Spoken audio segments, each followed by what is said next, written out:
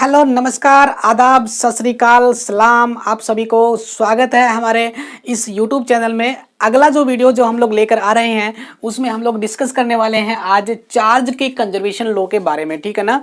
हम लोगों ने पिछले वीडियो में एनर्जी, मोमेंटम और एंगुलर मोमेंटम के कंजर्वेशन लॉज को डिस्कस कर लिया है। अब हम लोग जो है चार्ज के कंजर्वेशन लॉ को डिस्कस करेंगे। प्यारे स्टूडेंट्स, चार्ज का जो कंजर्वेशन लॉ है वो बहुत इजी होता है क्योंकि चार्ज एक स्केलर क्वांटिटी होती है और ये भी हम लोग अपने पीछे की छोटी क्लासेस में हम लोग पढ़ते आए हैं। चार्ज का कंजर्वेशन लॉ बहुत आसान होता है, सिंपल सी बात है, अपने को कुछ नहीं करना। अगर कोई पार्टिकल के ऊपर नेगेटिव चार्ज है तो उसके ऊपर -1 मान लीजिए, अगर किसी पार्टिकल पे पॉजिटिव चार्ज है तो उसे +1 मान लीजिए, और अगर कोई पार्टिकल विदाउट चार्ज है मतलब न्यूट्रल पार्टिकल है तो उस पर चार्ज 0 मान लीजिए। लेफ्ट हैंड साइड में, राइट हैंड साइड में before decay, after decay, before collision, after collision, घटना से पहले, घटना से बाद, इंसिडेंट से पहले, इंसिडेंट से बाद, जितने भी चार्जेज हैं वो लिख लीजिए। उन चार्जेज को सिंपल तरीके से ऐड कर दीजिए। आपको स्पिन की तरह उसको अलग तरीके से ऐड करने की कोई जरूरत नहीं है, because this is a scalar quantity. That's why conservation of charge is very easy to us, ठीक है ना। So simple I can say that QI is equal to Q final. It means that before collision or initial charge is equal to final charge. It means this condition is satisfied. It means that charge conservation law is satisfied. Okay. Now this charge conservation law gives the a best important result to us that electron is a stable particle. Why electron is a stable particle? भाई electron एक stable particle है तो इसको हम लोग कैसे prove करेंगे। तो आज हम लोग इस कंजर्वेशन लॉ की हेल्प से हम लोग आपको ये प्रूव करके दिखाएंगे कि इलेक्ट्रॉन जो हो एक स्टेबल पार्टिकल है। कैसे, देखिए भाई मेरे पास एक इलेक्ट्रॉन है पार्टिकल, इसको मैं लिख रहा हूं गामा प्लस गामा, लिख सकते हैं, ठीक है ना।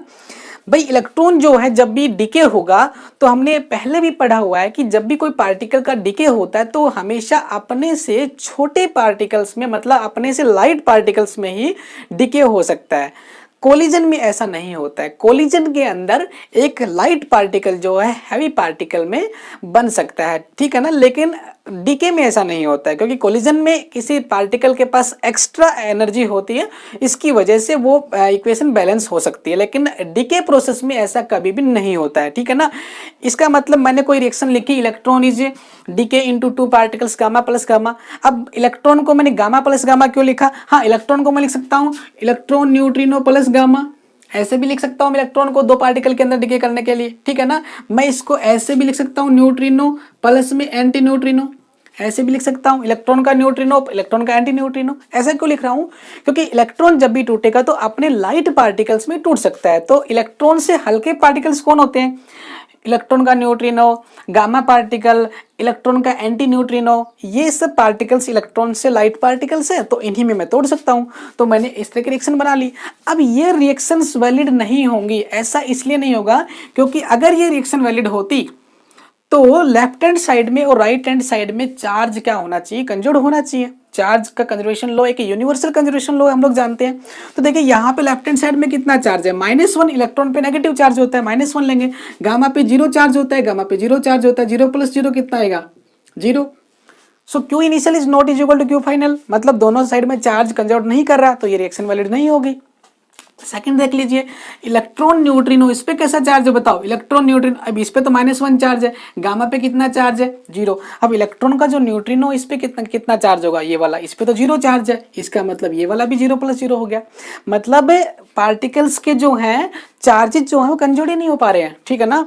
अगर मैं इसकी जगह कोई और पार्टिकल लूँ जिनका चार्ज कंजर्व हो जाएगा तो उससे फिर क्या होगा कि वो हैवी पार्टिकल हो जाएगा और हैवी पार्टिकल्स डिके नहीं हो सकते। तो जितने भी लाइट पार्टिकल्स ले रहा हूं उन सभी में चार्ज का कंजर्वेशन लॉ वैलिड नहीं हो रहा, इसलिए इलेक्ट्रॉन जो है किसी भी पार्टिकल में डिके नहीं हो सकता। और ऐसा पार्टिकल जो किसी दूसरे पार्टिकल में डिके नहीं हो सकता उसे हम लोग बोलते हैं स्टेबल पार्टिकल। तो इलेक्ट्रॉन एक स्टेबल पार्टिकल है। ऐसे ही हम लोग आगे चल के प्रोटॉन को भी स्टेबल पार्टिकल प्रूव करेंगे जब हम लोग बेरियन नंबर के कंजर्वेशन लॉ को डिस्कस करेंगे। तो वहाँ पे बेरियन नंबर के कंजर्वेशन लॉ जो हो फेल हो जाते हैं, इसलिए हम लोग मानते हैं कि प्रोटॉन जो है एक स्टेबल पार्टिकल है, as well as electron is also a stable particle. ठीक है, चलो अब देखिए चार्ज का कंजर्वेशन लॉ क्लियर हो गया आपको, इसमें कोई दिक्कत ही नहीं है। अपने को इनिशियल चार्ज और फाइनल चार्ज बराबर करना होता है। चार्ज पार्टिकल्स के बारे में आपको सबको पता है कि कौन से पार्टिकल पे कितना चार्ज है, ठीक है ना।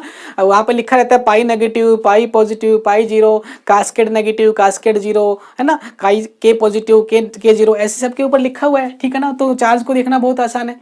नेक्स्ट जो आपका कंजर्वेशन लॉ है वो आपका बहुत इंपॉर्टेंट है, उसको हम लोग बोलते हैं लेप्टॉन नंबर कंजर्वेशन लो।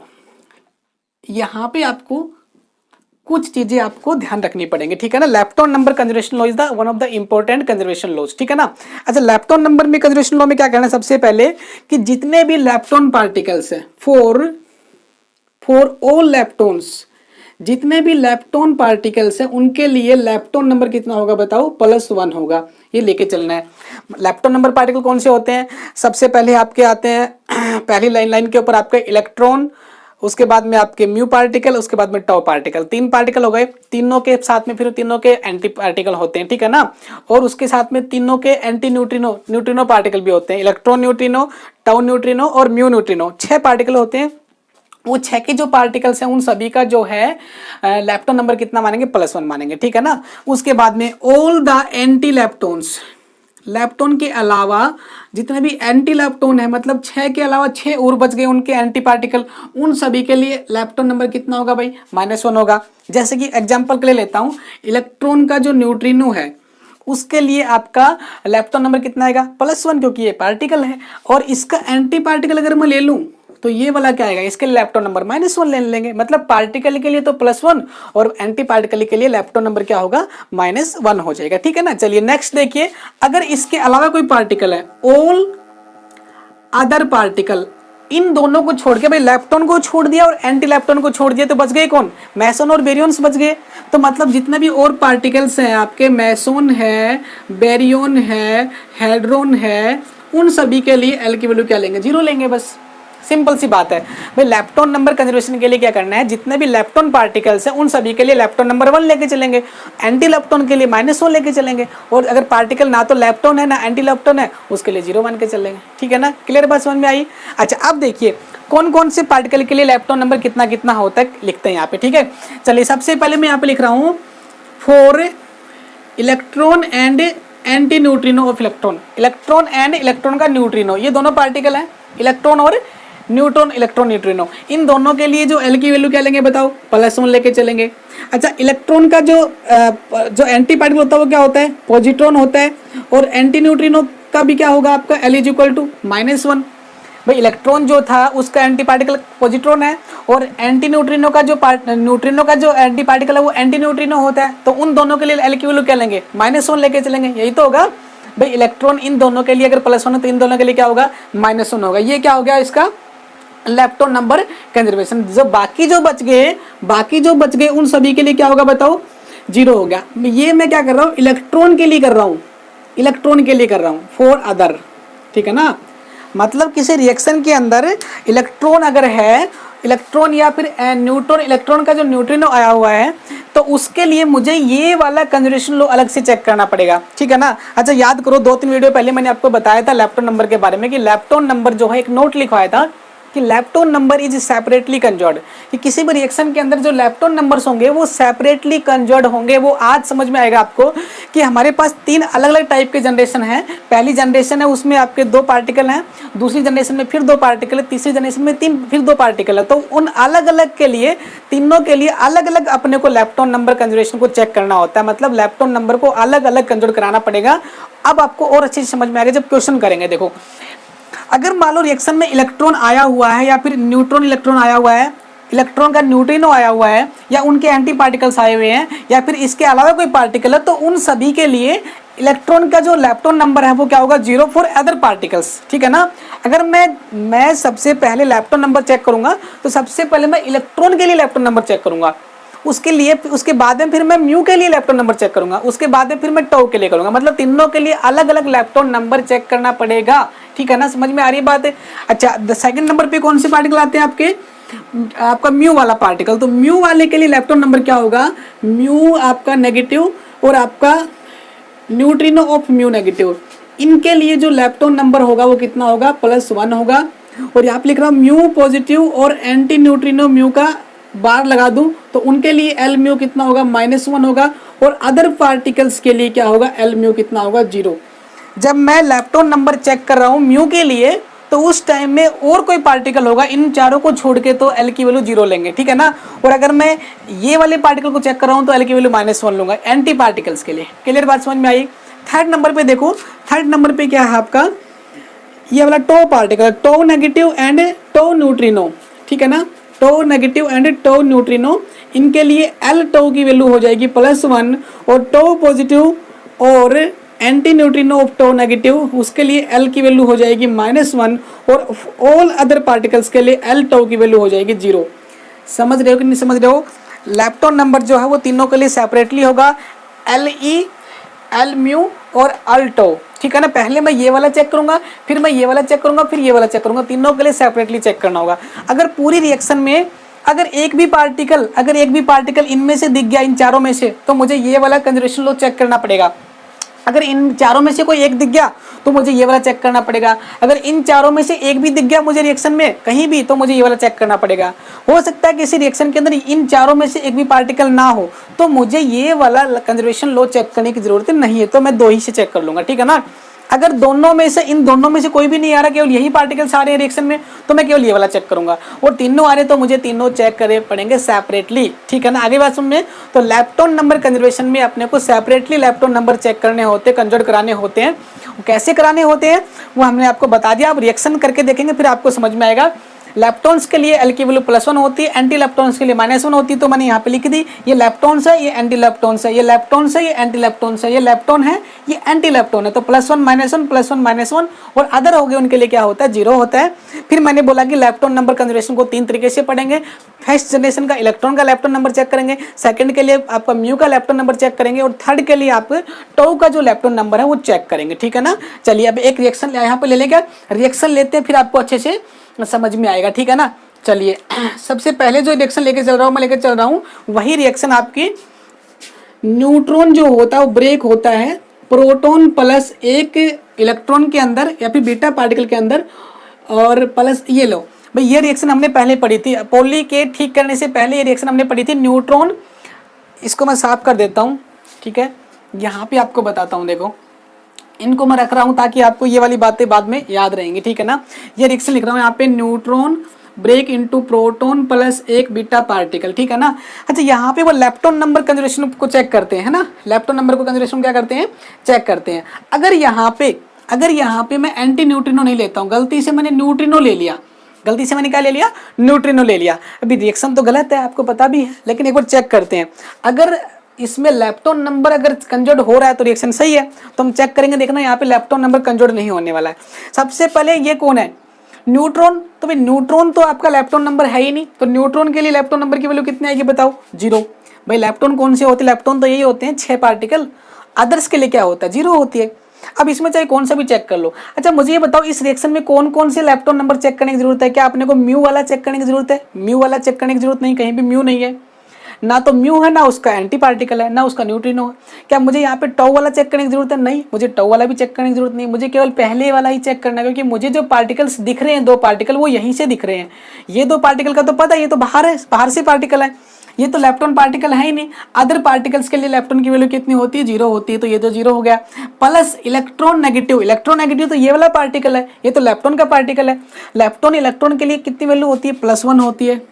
अच्छा यहाँ पे ये वाला कितना, इलेक्ट्रॉन का न्यूट्रिनो, ये भी आपका इलेक्ट्रॉन का न्यूट्रिनो, ये भी कितना है क्या बताओ, +1 होता है। देखो इलेक्ट्रॉन का न्यूट्रिनो है, इलेक्ट्रॉन का न्यूट्रिनो का बार नहीं है, मतलब उसका एंटी पार्टिकल नहीं है, एंटी पार्टिकल होता तो -1 लेता, ठीक है ना।